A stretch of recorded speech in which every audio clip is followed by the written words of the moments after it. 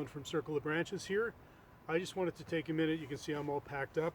I'm still going to strap some stuff down. But just came out for the afternoon for a few hours here. I'm in a local area. I'm not far from where I live. It's a little loud. You can hear the train off in the distance. Sirens were just blasting a minute ago. But I was really craving to get outside, and did something interesting today. Met with two members from my sword play group, which is historical European martial arts.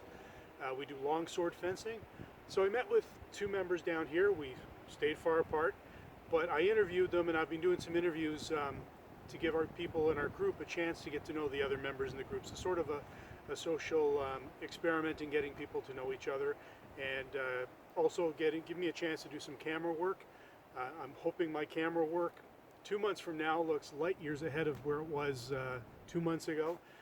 So came out here, spring water outside of Barrie, Ontario, Canada, and I just want to take a minute and let you know a little bit about me. So as I was interviewing Marco and Hannah, I'm thinking it's interesting, you know, what if someone asked me questions about my past and my present and my hopes for the future, what would my answers be? So a little bit about me. I was born quite a few years ago in Belfast, Northern Ireland, which is part of the UK. So it's Ireland, but it's Northern Ireland, part of the UK. I'm fiercely proud to be Irish because of all the stories and the heritage of my family. My family goes way back in that part of the world, specifically in Belfast. And I have Scottish roots behind that, which I'm also very proud of. And I'm very proud, super proud to be a Canadian, and love Canada. There's lots of Canada I haven't seen. There's a fair bit I have seen. So when I was 18 years old, I had this wonderful idea, and this is where sort of my love of nature started from. I'd done some camping with friends and camping, you know, at overnight camps, campgrounds, and I decided I wanted to go up to Moose River, which is up near Moosonee, Moose Factory, which is not that far below James Bay. And I say James Bay because that's kind of a marker, and if you don't know where James Bay is the bay below Hudson Bay. So it's quite a bit north. And I took the train. You can hear the train off in the distance. I took the train up there. It was a 32-hour train ride from downtown Toronto up to Moose River. The train drops you off at any mileage marker you want. So you take the, I'm going from memory, it's been a long time and I've been up there 3 times. But you take the Via Rail, the Northlander, and it takes you up to Cochrane. And then from Cochrane, you take the Polar Bear Express. When you get on a train, it sounds like this one off in the distance, called the Polar Bear Express, you know you're pretty far north. So imagine 18 years old, I had really poor equipment, really poor boots. I had boots, I had equipment, but it was not the caliber. Looking back, I'm surprised that I made it as well as I did. I remember my father telling me his exact words, if you go up there and you break your ankle, you might die. And his words to this day, making me a little cautious in the woods when I'm by myself. The takeaway was, if something goes bad, you make a bad decision, you take a wrong turn, you get lost, it is a life or death situation if you're in a remote area by yourself.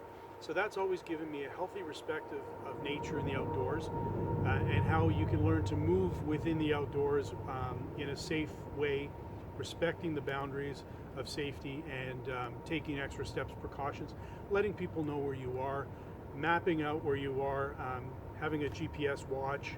There's a variety of different things. Always have ID on you, always know where you're going. Contingency, one silly little thing for anybody who's not a bushcraft person: if you go camping or hiking in the woods and you bring water, and you finish what you're doing, you get to your spot, I just had some coffee, and you've got water left, and the water weighs what it weighs, and you still have to hoof it out, don't dump your water.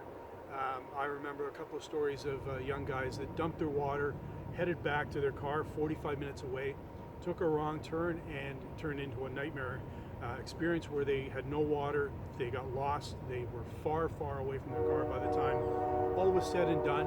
So there's all these things that you learn over the years, and I'm still learning at my ripe old age. So real quick, I love the outdoors. Started at a young age. I'm going to have some very interesting videos for you guys in the next couple of months with something that's happening in my life that I will disclose, and it'll be awesome for filming footage and different environments and things like that. So I'm a real gear nerd. I love even in my martial arts with longsword training, you know, there's good, better, best equipment and stuff you shouldn't touch. I like what I like. If it works well for me, if I get connected with it, I'm going to use it. It's functional, then I stick with that stuff. I'm not blind to a brand where I love everything the brand does, because every brand I think has weak spots. My pack is without going into the details of it, just going to give you a quick brand shout out, is a Fjällräven pack. It's one of the mid-sized ones. It's not the big one, it's not the little one, and I'll do a review on this in more detail, the size of it, the compartments, and what the functional of what I like about it. I have a Fjällräven hat. I don't wear this a lot. It was raining earlier, so this is my go-to in milder weather if it rains. But I'm a big fan of the Fjällräven brand. Not everything, but I love the pack. I love the color. I love the functionality of it. I love their pants. I love their the G1000 material. I'm a textile guy for 27 years, so I just love what they've done with the product and sort of the old heritage and then the modern design of it. Another brand that I love is Hidden Woodsman. Material is the product is handmade. I have a whole bunch of stuff by them, and I love all of it. I generally travel. I try not to overload my pack too much, and I will bring this to augment my pack rather than busting out a lot of weight in my pack. And the straps on this super comfortable. Works really well. I have the two of them on. I don't even feel the weight on them, so very comfortable. And the other product brand that I'm a huge fan of, I'm probably pronouncing it wrong like a lot of other people, Überleben or Überleben. And as I've said in previous videos, I have their pot, I have their fire striker, I have their wood twig stove, which I use today. It's fabulous. And I have their Kuxa. So they don't have a lot of product, but what they have is really good quality. So again, I'm out here just going to be packing out. You see I got everything packed up. I had a hammock set up. It was great. Had an interview with my friends Hannah and Marco, which I will be posting their video. So you'll learn a bit about them and some interesting things that they do. And I think it's about 4:40. So the day is done. I'm heading back home. I hope everybody is safe. Take care of yourself. If you can get out safely with no impact for exercise, obviously, for mental health, I'd love to see your videos. I'm on Instagram, Circle of Branches, and I have the link to my YouTube page, and I'll have the link on the YouTube back to the Instagram. So thank you for me bending your ear, as they would say back in Ireland. Have a wonderful night, and cheers from Colin Allen and a Circle of Branches.